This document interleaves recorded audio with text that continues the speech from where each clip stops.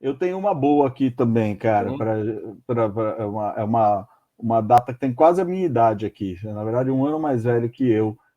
Em 69, no dia 1º de julho, Sam Phillips, ele conhecido, né, como Sam Phillips, no nome de batismo Samuel Cornelius Phillips, ele estava encerrando as atividades da Sun Records de Memphis, no Tennessee, né? O Sam Phillips, ele é uma figura lendária, né? Tem uma fotinho dele aí também. Esse cara aí mexendo nos gravadores ali. Ele foi um cara muito importante aí para a história musical. Vou falar um pouquinho desse cara aí. Na verdade, a Sun, como instituição, a Sun Records, né? A primeira gravadora, ela foi fundada na Inglaterra e ela ficou operando de 1905 a 1910. Uma outra Sun Records foi aberta mais ou menos na mesma época, também operando nos Estados Unidos, de 1905 a 1907. Uma terceira Sun Records foi criada em Toronto, no Canadá, no começo dos anos 20. E a mais famosa, o mais famoso estúdio da Sun foi o estúdio do Sam Phillips, que foi criado em 1º de julho de 1900 desculpa, ele começou a operar em 27 de março de 52 e encerrou as atividades em 1º de julho de 69. Né? Foi fundada por Sam Phillips em Memphis, no Tennessee, né? E ela ficou conhecida porque ela lançou astros como Elvis Presley, Carl Perkins, Roy Orbison, Jerry Lewis, Johnny Cash, né? Nessa época, após essa época aí que eles encerraram as atividades que eles lançaram esse monte de artista branco, né, cantando blues e rock and roll, eles começaram a trabalhar só com músicos negros. Então, para a gente conhecer um pouquinho a história do Sam Phillips, ele sempre teve uma fixação por esse negócio do rhythm and blues, da música negra, né? Ele queria muito que esse estilo de música atingisse também a fatia da população branca, de ouvintes brancos, né? Que gostavam mais da country music e tinham preconceito com relação à música negra nos Estados Unidos, né? Então tem um cara que é muito importante aí nessa transição, nesse trabalho de levar a música negra para um contexto mais geral, que foi o nosso amigo Elvis Presley, né? O Elvis Presley, ele é de uma família pobre, de origem alemã, inglesa, irlandesa e um pouco de índio Cherokee, né? Ele nasceu em Tupelo, uma pequena cidade ali no interior do Mississippi. Ele começou a tocar, teve primeiro, na verdade, tocar não, ele começou a cantar aos 10 anos, primeira contato que ele teve com a música foi cantando. Aos 10 anos ele participou de um concurso e ficou em 5º lugar. Aos 11 anos ele ganhou um violão de aniversário, mas ele queria ter ganhado uma bicicleta ou uma espingarda. Mesmo Nossa. assim, com 12 anos ele começou a ter aula com o seu tio e com um pastor, e ele levava o violão para tudo quanto é lugar. E aí, com 13 anos, a família dele se mudou para Memphis, ele já fazia um sonzinho no violão dele, já cantava, e ele começou a praticar regularmente até os 15 anos, quando ele montou uma banda. E aí, nessa época, com 15 anos, ele dividia o tempo dele entre a música, o colégio e o trabalho de lanterninha num cinema, né? Quando ele fez 18 anos, ele já tinha se desenvolvido musicalmente bastante, né? E ele entrou nos estúdios da Sun Records em 53, porque ele queria pagar por alguns minutos de estúdio para gravar um disco de acetato de 2 lados. Ele alegou que ele era um presente que ele queria dar de aniversário para a mãe dele.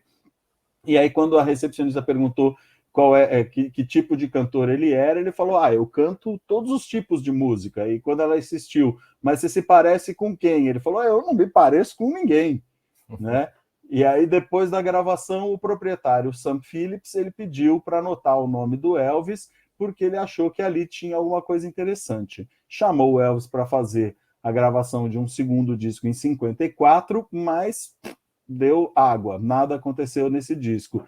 Em abril, ele começou a trabalhar, em abril de 54, o Elvis começou a trabalhar como motorista de caminhão, e o Phillips, nessa obsessão de procurar levar a música negra para o público, ele falava assim: se eu encontrasse um homem branco que tivesse o som negro e a sensação negra, eu poderia ganhar $1 bilhão. Aí ele chamou o Elvis para gravar de novo, acompanhado pelo guitarrista Scott Moore e pelo baixista Bill Black. A sessão, que foi realizada em 5 de julho de 1954, foi uma porcaria, né? Foi infrutífera até tarde da noite. Aí, quando eles estavam prestes a abortar a gravação e ir para casa, o Elvis pegou o violão dele e começou a cantar e pular, agindo que nem um doido.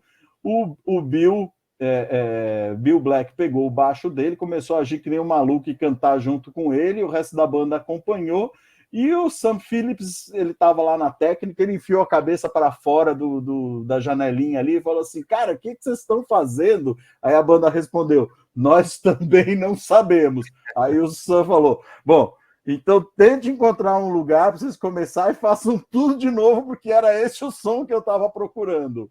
Aí, 3 dias depois, eles lançaram um DJ de Memphis chamado Dewey Phillips, tocou That's Alright em seu show Red Hot and Blue.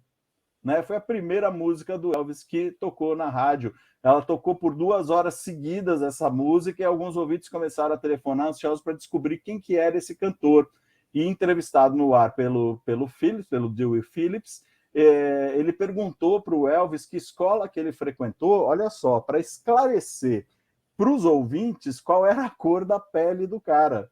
Porque os interlocutores ali, eles estavam pensando que o Elvis era negro com aquela voz, né?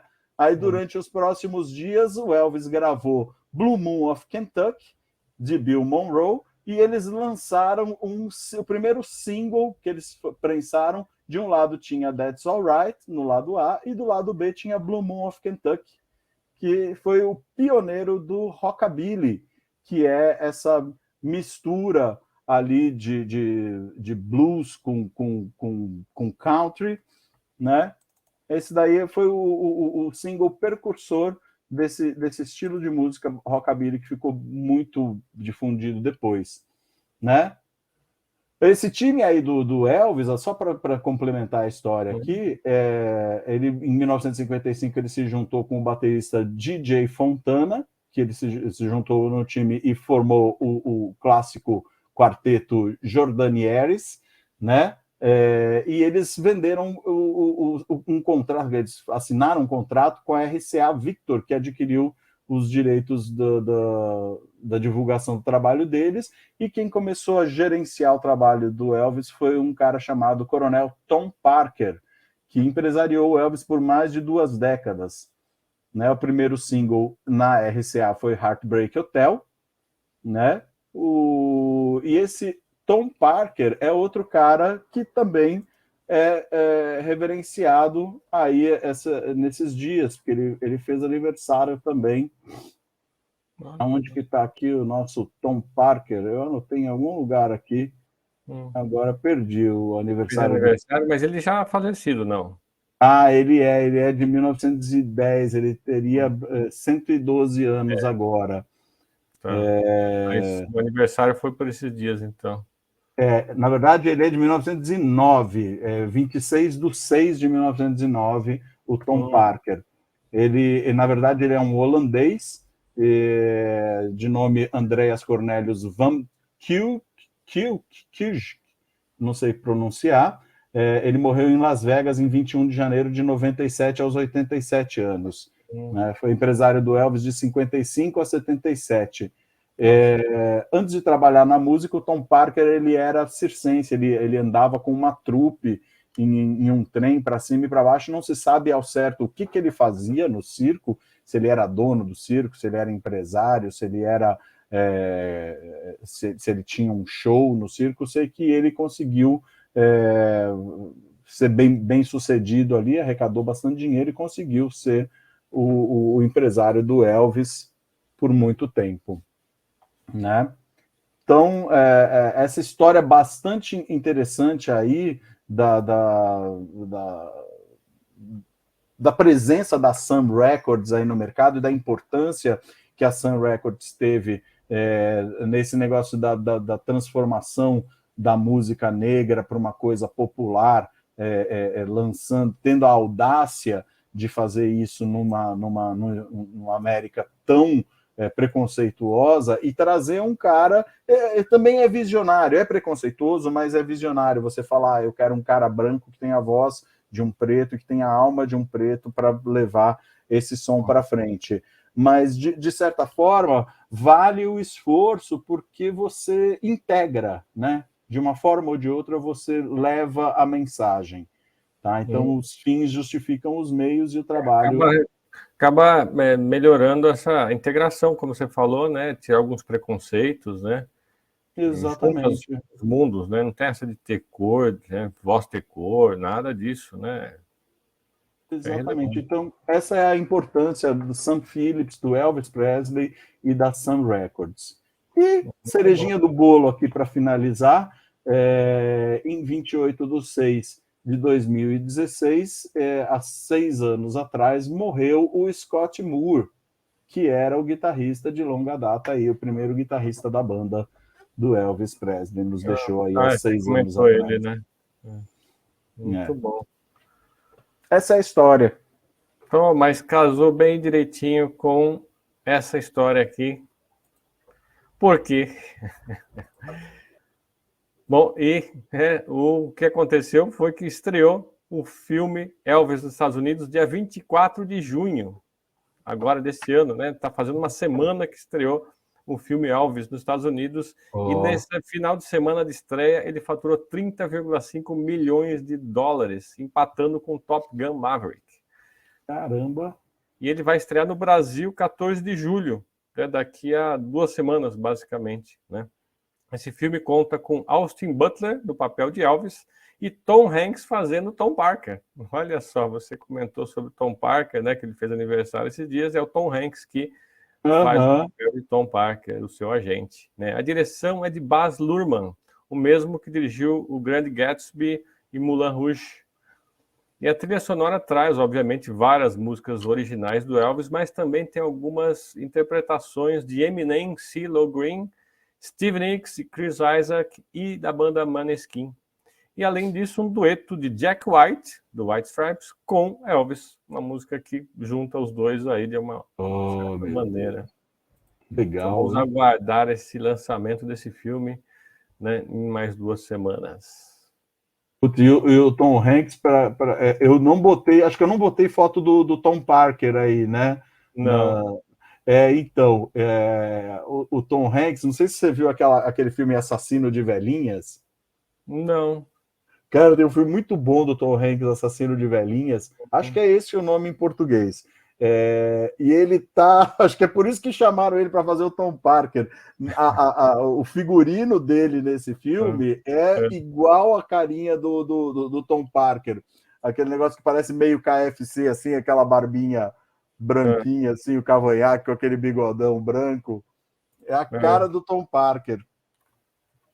Acho que é por isso que chamaram ele para fazer o papel, que ele já tinha a caracterização.